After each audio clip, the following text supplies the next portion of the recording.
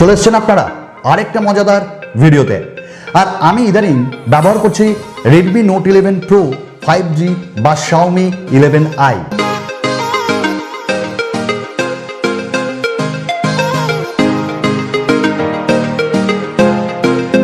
এবং দেখলাম এই স্মার্টফোনটা ব্যবহার করে বেশ আমি কিন্তু প্লিজড।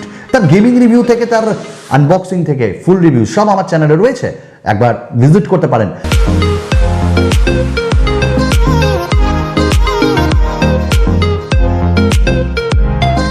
বাট মনে হলো এই যে গ্লোবালি লঞ্চ হয়ে গেল Redmi Note 11 Pro 5G, তার সঙ্গে এই Redmi Note 11 Pro 5G difference কোথায়, কোনটা আপনাদের নেওয়া উচিত, মানে Xiaomi 11i versus Redmi Note 11 Pro 5G global. তো কেমন আছেন আপনারা? আমার নাম সুমন।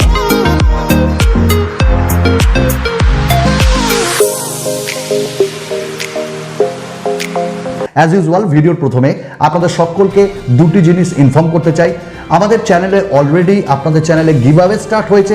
যদি আপনি গিভঅ্যাওয়েতে পার্টিসিপেট করতে চান এবং যদি জিততে চান Redmi Note 11 Pro বা Xiaomi 11i, তাহলে এক্ষুনি সাবস্ক্রাইব করে দেন বন্ধু, এবং অবশ্যই আমাদের ফেসবুক গ্রুপ সেখানে জয়েন হয়ে যান, আর তার লিঙ্ক ভিডিওর ডেসক্রিপশনে আছে।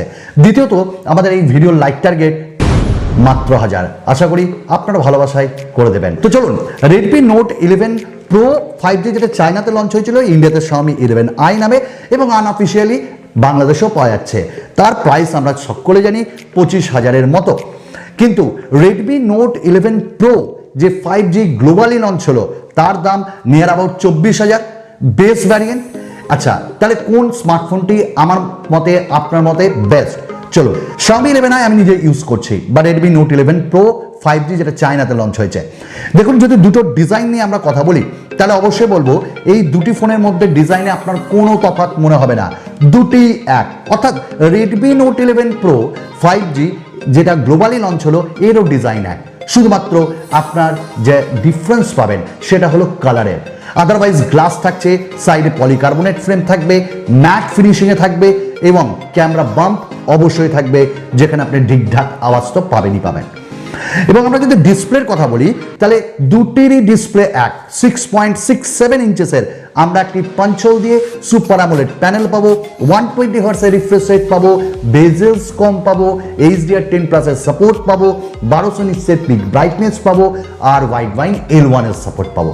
তাহলে এখানেও আমি ডিফারেন্সিয়েট করতে পারছি না, কারণ দুটোই এক, মানে পাগলামো রেডমির।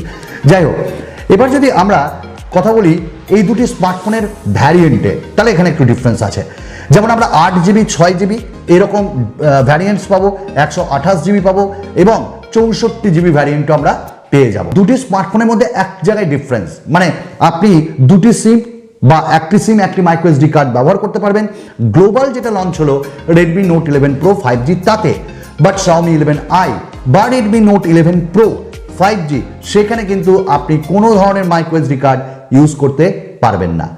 দুটি স্মার্টফোনে 5G ডিভাইস, দুটি স্মার্টফোনে অনেক কটি 5G ব্যান্ড সাপোর্ট করছে, এবং 4G+ ক্যারিয়ার অ্যাগ্রিগেশনের সাপোর্ট আছে। UFS 2.2 স্টোরেজ টাইপ দুটিতেই থাকবে, LPDDR4X র্যাম টাইপ দুটিতেই থাকবে। তো রিড অ্যান্ড রাইট স্পিড আমরা দেখেছি Xiaomi 11i বা Redmi Note 11 Pro 5G যেটা চায়নাতে লঞ্চ হয়েছে, তার স্পিড বেশ ভালো। এবার যদি আমরা কথা বলি প্রসেসর নিয়ে, এখানে বিট করে দিচ্ছে Xiaomi 11i Redmi Note 11 Pro globally 5G ডিভাইসটিকে। কারণ আমরা Redmi Note 11 Pro 5G globally এটাতে আমরা পাচ্ছি স্ন্যাপড্রাগন, কোয়ালকম স্ন্যাপড্রাগনের 695 এই চিপসেটটি।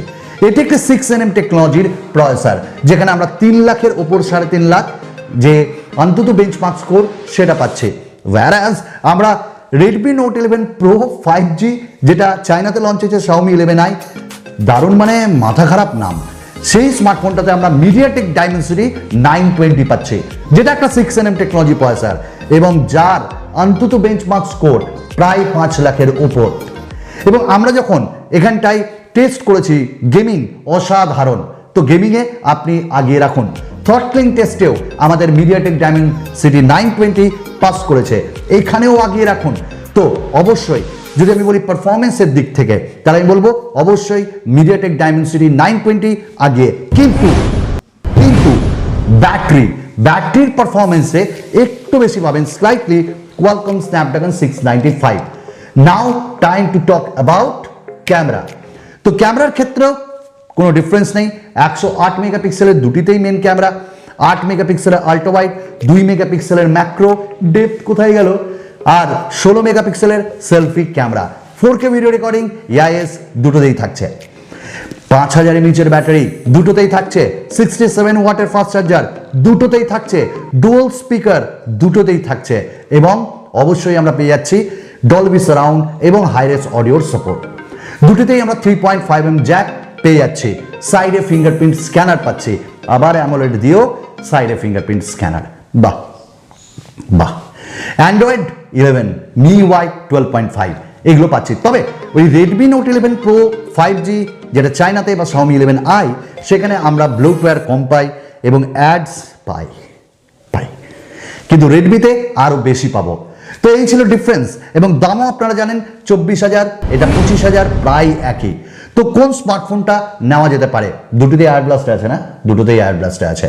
তো আমার মতে অবশ্যই রেডমি নোট 11 প্রো 5G যেটা চায়নাতে লঞ্চ হয়েছে বা গ্লোবালি, সেটা far better Redmi note 11 pro 5G যেটা গ্লোবালি লঞ্চ হলো, দামের দিক থেকে, স্পেসিফিকেশনের দিক থেকে, সব কিছুর দিক থেকে। আর হ্যাঁ, Xiaomi এটাকে বলছে দ্য বিস্ট ইজ কামিং। তাহলে দেখি, আমাদের চ্যানেলে অবশ্যই আনবক্সিং অ্যান্ড রিভিউ অবশ্যই আসবে। তো আপনাদের কোনটা ভালো লাগলো অবশ্যই কমেন্টস করবেন। চলুন আরেকটা ভিডিওতে আপনাদের সঙ্গে খুব তাড়াতাড়ি দেখা হবে। ধন্যবাদ।